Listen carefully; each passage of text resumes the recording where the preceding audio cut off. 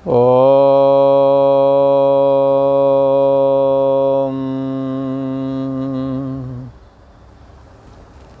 श्री योग वासिष्ठ के स्थिति प्रकरण में श्री वशिष्ठ जी महाराज बोले, हे राम जी, संसार रूप मद से जीव उन्मत्त हो जाता है। संसार रूप मद क्या है?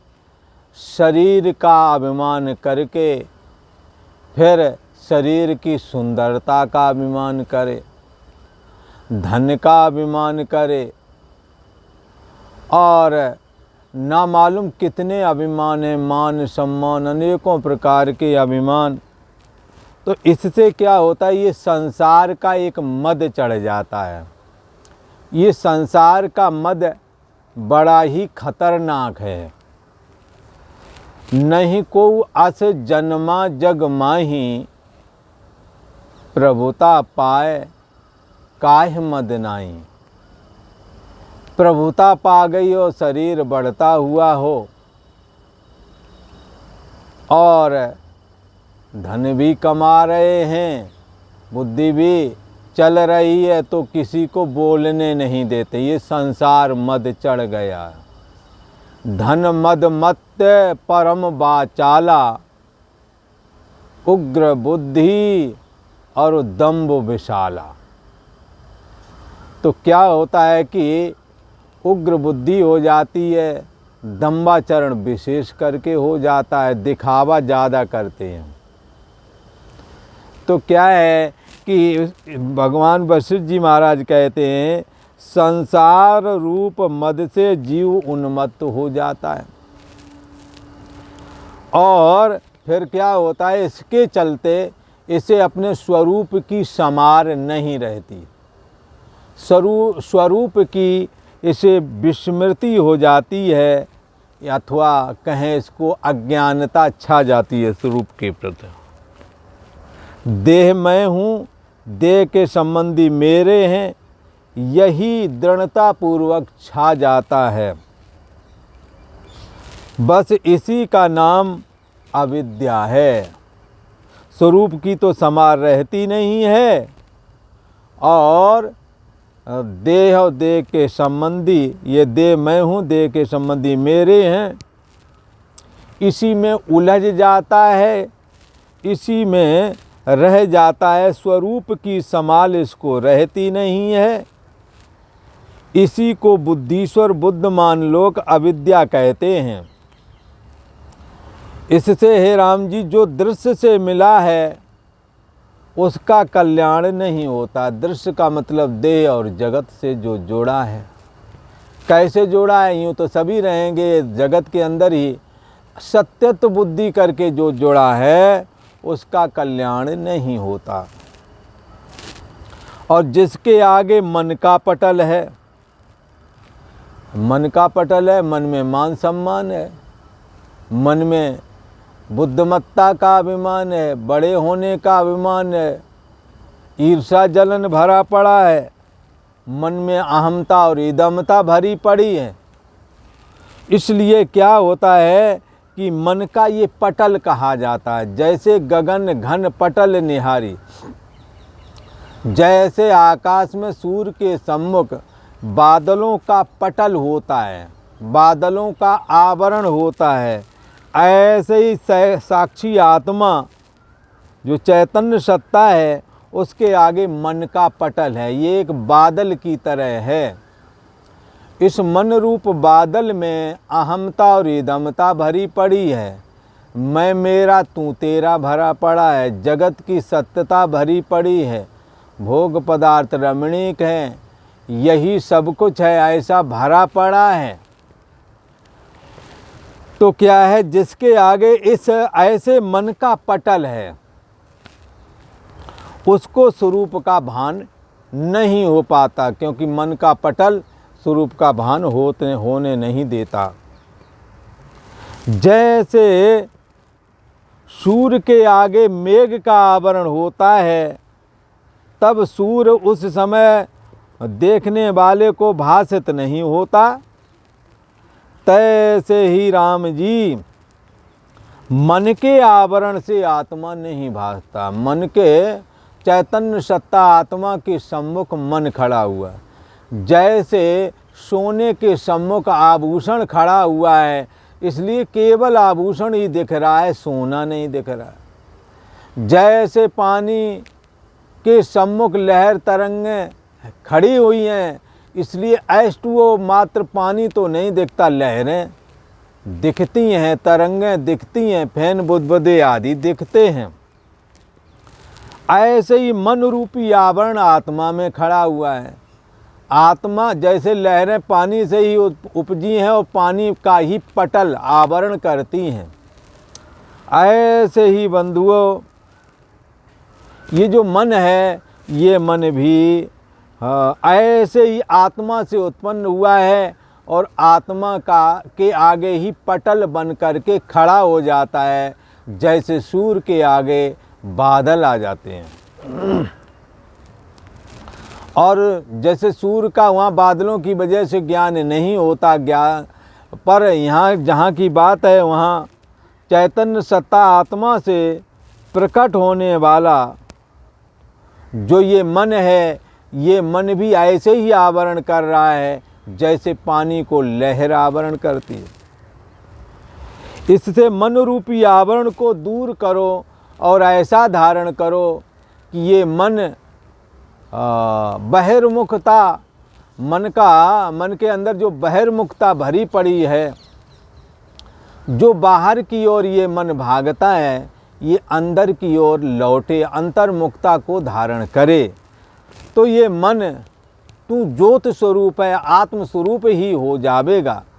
जैसे कोई लहर पानी की ओर मुड़ जावे, बाहर की ओर ना जावे, बाहर की ओर जाएगी तो लहर तरंग बड़ी से बड़ी बनती जाएगी और उसे जन्मने मरने का भय लगा ही रहता है।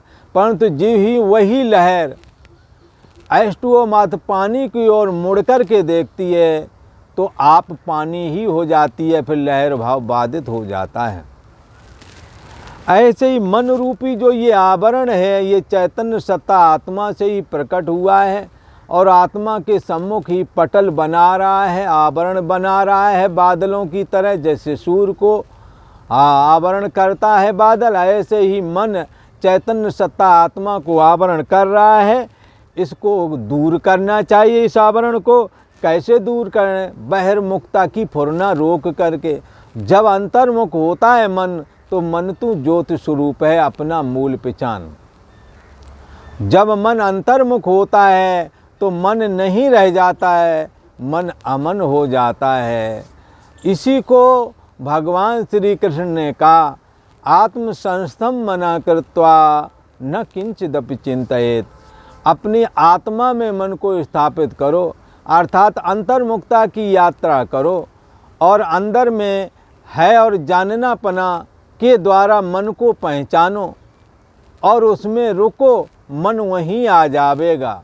क्योंकि मन चैतन्य सत्ता आत्मा जिसकी अभिव्यक्ति है और जाननापना करके आपके हमारे सबके अंदर हो रही है, वो जानना मात्र तत्व को छोड़ करके मन कहीं अलग स्वतंत्र नहीं रह सकता। जैसे कि H2O मात्र पानी से अलग हो करके, स्वतंत्र हो करके लहर नहीं रह सकती। यदि लहर अपने H2O मात्र पानी भाव में स्थित हो सके तो लहर भाव लहर का बाधित हो जाता है और पानी हो जाती है। यही लहर की कैवल्य निर्वाण मुक्ति है। ऐसे ही मन निर्दोषम ही समम ब्रह्म, यदि मन निर्दोष और सम बना सकें तो ये मन फिर चैतन्य सत्ता आत्मा ही हो जाता है। बहिर्मुखता से मन को हटा करके अंतर्मुखता की ओर ले जाएं। बंधाए विषयासक्तम, बहिर्मुख विषयों की ओर जब मन जाता है तो बंधायमान हो जाता है। परंतु ज्यों ही ये अंतर्मुख होता है और जाननापना साक्षी आत्मा को मैं बुद्धि करके स्वीकारता है और जाननापना मात्र जो मैं बनाई है, आपने बनाई है कि सच्चे अर्थों में है ही है। और जानना पना मात्र जो असली साक्षी आत्मा रूप जो तुम्हारी हमारी मैं है, उसमें यदि आप थोड़े भी रुक सके तो मन को वहीं आना पड़ेगा। इसलिए संतों ने कहा, रे मन जानाम ते मूलम, तेरे मूल को तेरी जड़ को मैं जानता हूँ। संकल्पात किल जायते, जब तू बहिर्मुखता की ओर जाना चाहता है तब मैं चाहे साक्षी आत्मा भी साथ में चला जाता है। यदि होश पूर्वक सजग रह कर के हम बैठे रहें और अपने को जानना पना वाला जो सजगता है उसको त्यागें नहीं, तो मन कहीं छोड़ करके जाएगा ही नहीं। जैसे H2O मात्र पानी में यदि कोई लहर अपनी स्थिति बना सके तो उसका लहर भाव बाधित हो जाएगा, पानी ही रह जाएगा। ऐसे ही चैतन्य सत्ता आत्मा मैं हूँ, मैं जानना पना मात्र ज्ञान रूप हूँ और मेरे द्वारा ये शरीर मन इंद्रियाँ जानी जा रही हैं, मेरा अभाव कभी नहीं होता है। ऐसा धारण करके यदि आप इसका ध्यान करें तो ये चैतन्य सत्ता आत्मा में, इसी को कहते हैं साक्षी साधना। यही चैतन्य आत्मा में स्थिति लाभ प्राप्त कराने के लिए एक उत्तम उपाय है। ऐसा करने से बहिर्मुख मन उसे अंतर्मुख आना ही होता है, क्योंकि आपकी सत्ता जब मिलती है तब ही बाहर की ओर जाता है। यदि आप अपनी सत्ता है और जानना पना में जान करके सजग रह करके यदि रुक सकें तो मन को वहीं रुकना ही पड़ेगा। इसी को कहा है, मन जाता है तो जान दे, मन जाता है तो जान दे, दृढ़ कर राख शरीर। शरीर जो सर बैठ करके और है और जानना पना मात्र जो तुम्हारी साक्षी आत्मा की स्थिति है, स्वरूप स्थिति है, उसमें रुक सकें। यदि आप ठहर सके सजग हो करके होश पूर्वक यदि रुक सके तो उतरी धरी कमान है कहाँ करेगा तीर। तो ये मन रूप तीर जो विषयों में बार बार भागता है, दौड़ दौड़ करके कहीं शब्द में भेदन करता है, तो कहीं रूप भेदन करता है, तो कहीं स्पर्श भेदन करता है, तो कहीं गंध भेदन करता है। अनेक 5 प्रकार के जो विषय इनका भेदन करता रहता है, जाता रहता है, बाण की तरह भेदन करता रहता है। यदि है और जानना पना मात्र सत्ता मात्र स्थिति जो साक्षी आत्मा की स्वयं की अपनी है, स्वाभाविक है, उसमें होश पूर्वक और सजगता पूर्वक स्थित रह सकें तो उतरी धरी कमान है।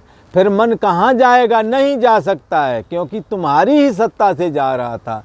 तुम जब उसके पीछे चले जाते थे, जैसे भृगु जी, महर्षि भृगु जी के पुत्र शुक्राचार्य जी का मन जब विश्वाची नाम अप्सरा के पीछे लगा चला गया, तो फिर वो चला गया, पीछे लौट के नहीं आया, शरीर मृत होकर के पड़ा रह गया।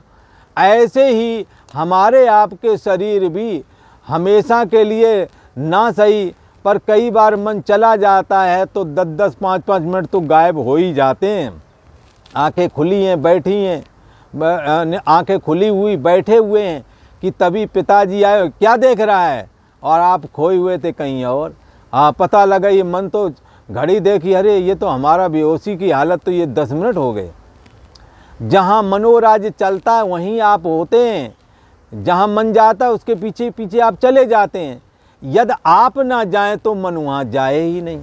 इसलिए कहा, मन तू ज्योत स्वरूप है, अपना मूल पहचान। जब मन है और जानना पना मात्र में हम और आप रुकते हैं तो मन खो जाता है, और ये ही मन का केवल निर्वाण है। मन का रूप फुरना है, संकल्प है। संतों ने कहा, हे मन मैं तुझे जानता हूँ, संकल्पात के लिए जायते। आप संकल्प से ये मन प्रकट होता है, मैं संकल्प ही नहीं उठने दूंगा। और है और जानना अपना सजगता मात्र होश पूर्वक स्थिति में अपने को स्थित रखूँगा तो मन का अंत मिल जाएगा।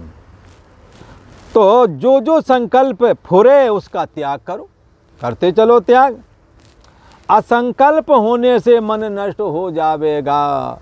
जब आप मन से समस्त संकल्पों का त्याग कर देंगे तो फिर क्या होगा, मन अमन हो जाएगा। संकल्प मतलब नाना प्रकार की वासनाओं की संकल्प। तो जब सारे संकल्प नष्ट हो जाते हैं तो मन नष्ट हो जाता है। हे राम जी, तुम सर्व भाव और सब पदार्थों में असंग होवोगे। सभी पदार्थों में तुम हो पर सबसे अलग, सबसे असंग रहना और सभी भावों से काम क्रोध लोभ मोह आदि भाव आवेंगे मन में, परंतु हे राम तुम इन सभी भावों से असंग हो जाओगे हमारे इस ज्ञान से। तब दृष्टा पुरुष प्रसन्न हो जाएगा। ये साक्षी आत्मा जो है और जानना पना करके तुम्हारे हमारे अंदर समाया हुआ है, इसको तभी प्रसन्नता मिलती है जब आप शरीर मन इंद्रिय आदि से भी असंग हो जाते हैं। और जब आप मन के सभी भावों से भी असंग हो जाते हैं, अतीत हो जाते हैं, तब ये दृष्टा पुरुष है साक्षी आत्मा प्रसन्न होता है। उससे हे राम जी तुमको निर्विकल्प चैतन्य आत्मा की चिदात्मा की प्राप्ति होवेगी। जहाँ जगत की सत्ता नहीं है राम जी, न सुख है न दुख है, केवल अद्वैत भाव है। और ये अद्वैत चैतन्य सत्ता अपने आप में प्रकाशता है। अपने प्रकाशित होने में और दूसरे के प्रकाशित होने में इसे किसी और की ज़रूरत नहीं पड़ती। ये स्वयं प्रकाश है। पर सोने जागने वाली ये जीव चेतना तो साक्षी चेतना की चैतन्य सत्ता लेकर के ही चैतन्य हो करके जगत के व्यवहार को सिद्ध करती है। हे राम जी, जब संसार की भावना तुम्हारे हृदय से उठ जाएगी तब तुम निर्मल स्वरूप में स्थित होवोगे और तब दृश्य भ्रम तुम्हारा निवृत्त हो जाएगा। जैसे रस्सी के यथार्थ ज्ञान से सर्प का भ्रम नष्ट हो जाता है, तैसे ही राम जी चैतन्य सत्ता चिदात्मा के यथार्थ ज्ञान से सम्यक ज्ञान से जगत भ्रम तुम्हारा नष्ट हो जाएगा। इससे हे राम जी तुम दृश्य भावना का त्याग करके चैतन्य आत्मा चिदात्मा मैं हूँ ऐसी भावना करो। और आप ऐसी भावना करोगे तो ऐसे ही तुम्हें अपना आत्मा भाषित होवेगा। और आज इतना ही।